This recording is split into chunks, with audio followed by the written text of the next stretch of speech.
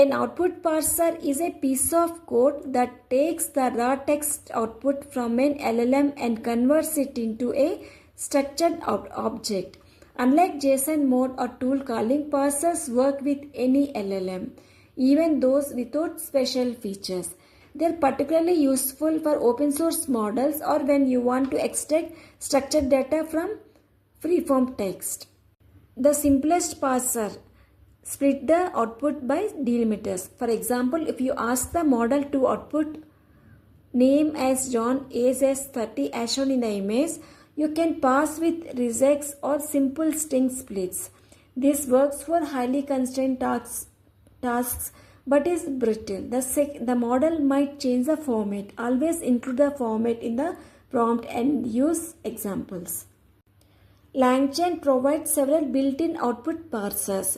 Pydantic output parser, comma separated list output parser, date timeout put parser, etc. You combine them with prompt templates that include format instructions.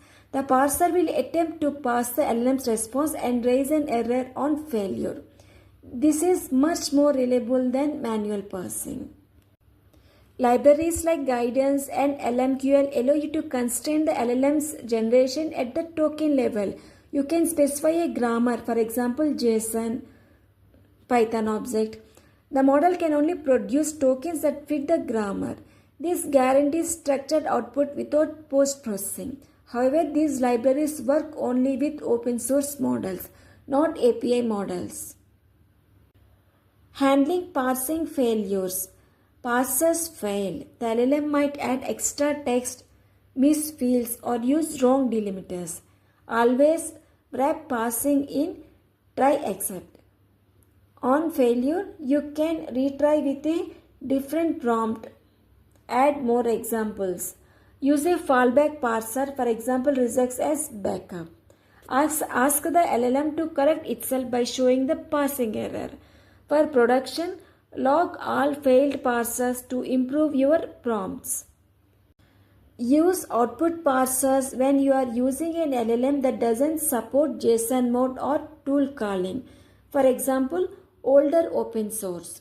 You need to extract structured data from freeform text. For example, user feedback emails. You want to avoid API specific features for portability. Avoid parsers for high stakes, high volume tasks because they are less reliable than tool calling.